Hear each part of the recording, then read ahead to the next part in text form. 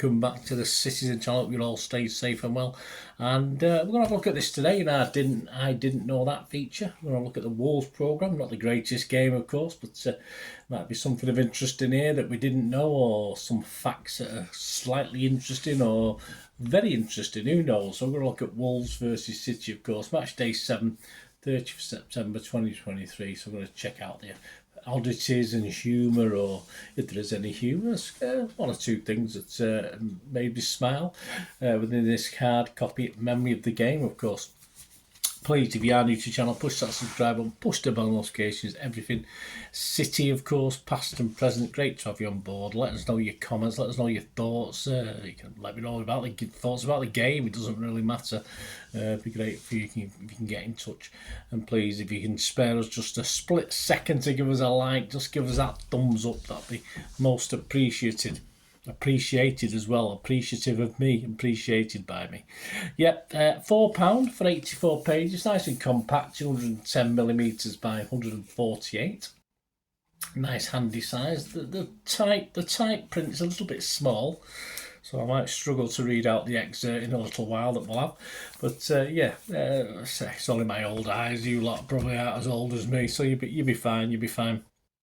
And of course, on the cover there, we've got a great picture of Tommy Doyle, which was a nice touch, though of course he's ineligible to play in this game because obviously City are still his parent club. But an okay article inside as well, but we're not going into any great detail. I'll give you a brief mention on that one.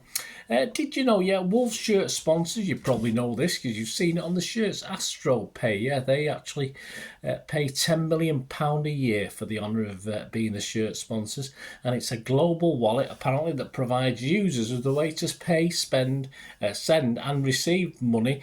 Astro Pay offers online payments, so if you don't have a bank account and stuff like that, or a credit card, it allows you to do things online, so virtual and physical debit cards, money transfers and lots more. There you go. So that's Astro Pay, that's what they do.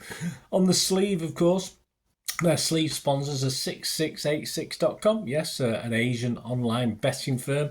And the training kit, Leo Vegas, yes, sounds like another betting firm, doesn't it? Well, it is, yeah. It's an online casino and sports betting service, Leo Vegas Gaming Limited, a subsidiary of MGM Resorts International. There you go. So if you agree with betting or not, still clubs are connected in many ways. The bestest trophy they've ever won, the bestest, of course, he won the First Division 3 times, so that's the bestest in the 50s, 54, 58 and 59. I'm happy to say they've never won it in my lifetime, so perhaps I'm an unlucky omen for them. Who's to know, perhaps I'm to blame. And the worstest trophy that they've ever won, the Sherpa Van trophy in 87, 88. Hey, but it's a trophy. We would have probably killed for something like that in 87, 88. After a year out, Austrian player Sasa Castor won the Wolves Player of the Month award for August. Well done him. Noel George, back in time, was a Wolves keeper between 1919 and 1928. After he finished football, he's diagnosed to be suffering from a disease of the gums, and he actually died a year after finishing playing. He died very young in 1929.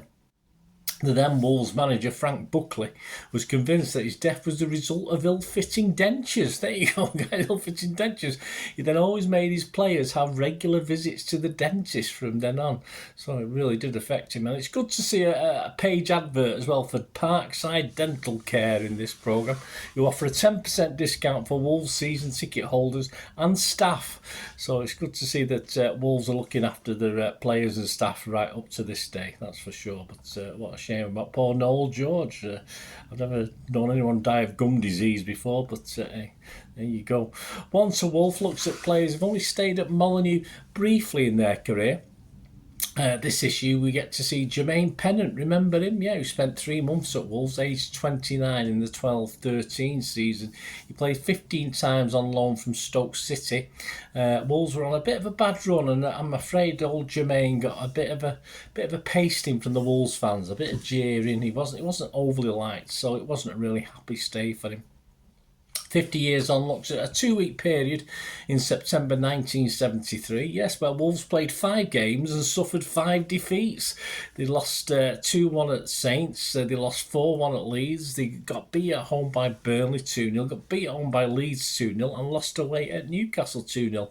But they did actually manage to finish 12th that season, so that's probably a worst run of the lot, but fortunately they've recovered. Molyneux, did you know this? I didn't know this. You might have done, because it's quite feasible from a distance. Up close, it's a bit perhaps not so much, but another name for the Molyneux, they also know it as the Golden Palace. There you go, a bit more like it. Sounds like a casino, doesn't it? But yeah, not quite as golden when you get up close, but it looks quite golden from a distance. Them seats are bloody awful in the away bit anyway. What about Wolves and City? Well, not a lot actually. Not a lot about City and Wolves. There's an old game or two which I didn't want to mention. They're too depressing. When the certain Mr. Traore is involved, I didn't want to go into that. As well as that piece, of course, on Tommy Doyle, his pedigree, his hopes at Wolves, and etc. There's a Q&A with ex-Wolf and ex-Citizen, of course, Keith Curl. I mean, he was 39 when he stopped playing. He obviously was a player coach, wasn't he, for a while, and he eventually, by the time he hung his old boots up, had made 800 appearances. That's not bad, is it? City section, did you know this about Edison? Yeah, his Premier League stats before this Wolves game, he'd let in 3 goals, so in 6 games, 10 saves, not a lot, is it really? 5 high claims and 5 sweeper clearances, so he's not been overly busy, has he? The football pyramid, whilst at Sheffield United, yeah, this looks at players at City who obviously featured in other divisions while they were at the top, top clubs or so-called top clubs. Whilst at Sheffield United, yes, I'm not, no disrespect to Sheffield United, it was just a sentence led to another sentence. Whilst at Sheffield United, Kyle Walker spent 2 months on loan at the Cobblers, yes, Northampton Town, who were then in League One in 2008. And similarly, Grealish spent time at a lower league club as well, whilst at Villa. He was on loan for a season to League One's Notts County in the 13-14 season before returning to Villa and making his debut against City at the start of the 14-15 season. Marquee signing looks at Robinho. So I'm going to have a look. I'm going to have a read of the Robinho bit in this. We all know about Robinho, don't we? So I'm going to have a find it, the Marquee sign. Just remind ourselves what happened, when and where. The Marquee sign. On the same day City were bought out by Abu Dhabi United Group, the club smashed their transfer record, of course, to bring the Brazilian superstar to the Etihad. Born in São Vicente in southern Sao Paulo, Robinho came through the ranks of Santos, signing his first professional deal at the age of 18. He helped the club to the 2002 Campeonato Brasileiro in his debut campaign for the club, whilst also reaching the final of the 2003 Copa Libertadores and winning the league title again in 2004. Sorry, this print's very small, I'm struggling here.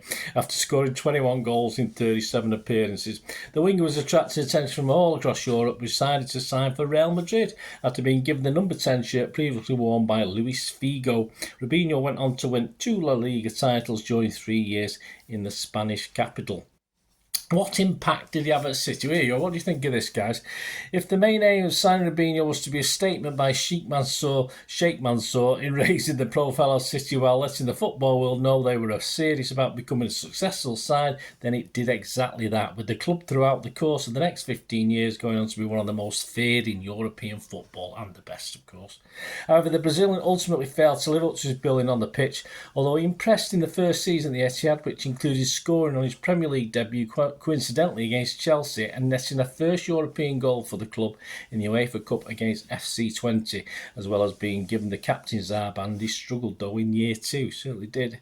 Having missed 3 months of the season due to injury, he only played 10 times in the top flight, and the Brazilian moved on the following summer after a 6-month loan stint back at former club Santos. What was he up to after this? What went on? Did you know much about what he did after City? Well, the future. City were, of course, our future, were able to recoup 15 million of their outlay for the winger in August 2010, where Robinho moved to AC Milan, signing a 4-year contract in his first season at San Siro. He helped the club to a Serie A title and the subsequent Supercoppa Italiana thanks to 14 goals in 34 league outings. See, I don't pay much attention to him when they leave us, but very good. Robinho will spend the next 4 years at Milan, but he was unable to replicate his performances from his debut campaign. I think there's a pattern there, isn't there? Performances from his debut campaign with the side not competing for titles.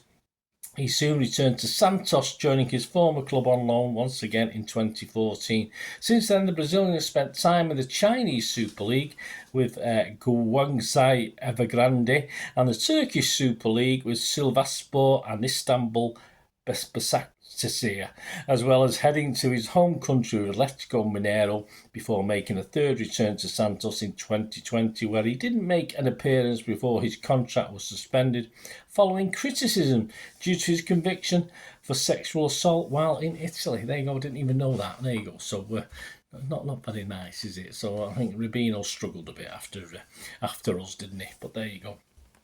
So there you go. I enjoyed that guy. I enjoyed that guys, and even Robinho. There you go. I didn't even know that happened. But hey, we live and learn, don't we? I read most of that, but I didn't get to the end. But there we go. So I hope you enjoyed this. I didn't know that. I'll look at the Wolves versus City programme for the 30th of September 2023 and seek out some of my others. I always try and find something interesting and read a little excerpt out. So I hope you enjoyed it. Let me know if you did. It'd be great to hear from you. And if you've got a Wolves programme, check the shop, check whether you can get it from the Wolves shop first of all. If you can't, obviously other internet sites are available. But I said it's £4, so don't be paying silly money for it. But yeah, it's not bad. It's not bad, although there's a lack of City Wolves stuff in it, but or positive stuff anyway. There's a couple of things I didn't really want to relive and talk about, but Adam Traore. But apart from that, yeah, it's pretty good. So seek it out, guys, if you fancy it, and let me know your thoughts. Thanks for watching. Until we meet again, that's one thing, don't we? Please stay safe, Blues. Come on, City. Bye for now.